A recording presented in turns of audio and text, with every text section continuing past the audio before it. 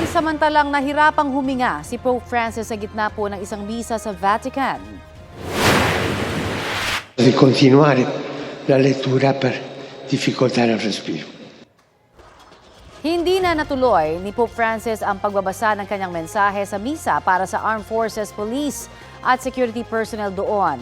Iniabot niya sa isang aide ang kopya ng talumpati para ipabasa. Kalaunan, naging maayos din po ang lagay ng Santo Papa at nakapagbasa ng Angelus Prayer para sa kapayapaan. Noong isang linggo nang i-anunsyo ng Vatican na may bronchitis si Pope Francis pero tuloy pa rin ang kanyang mga aktibidad. Naging mainit ang championship sa NCAA Season 100 Beach Volleyball Tournament sa Subic Bay Freeport Zone. Ang Sports Bites hatid ni Nico Wahe.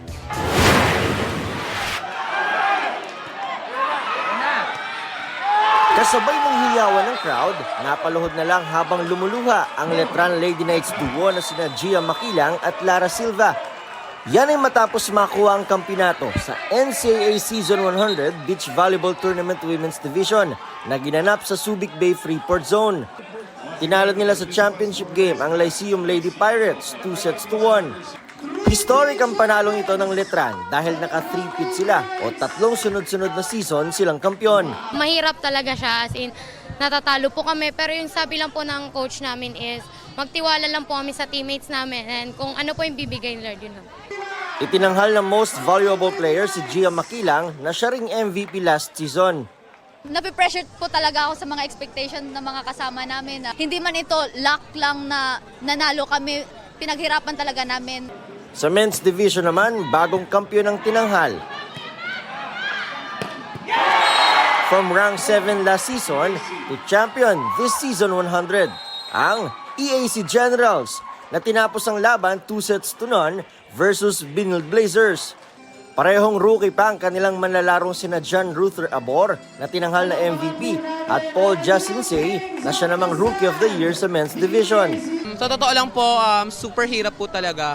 But as our coach said, wala naman po expectation sa amin since bago lang po kaming tandem, rookie po kami ngayon sa Suns. So ayun lang po yung pinanghawakan namin na no expectation, just enjoy the game lang po every good.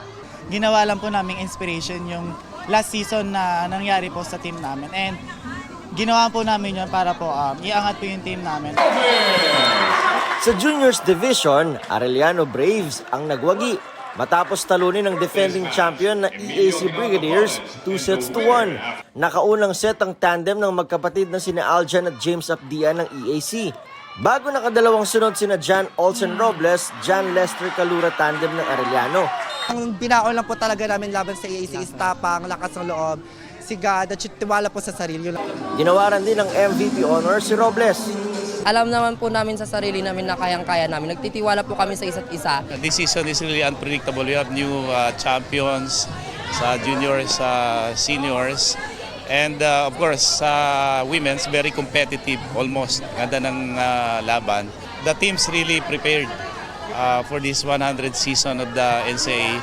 Ang ilan sa mga naglaro dito sa beach volleyball ay maglalaro rin para sa NCAA Season 100 Indoor Volleyball na magsisimula na ngayong February 20 sa San Sebastian Gym.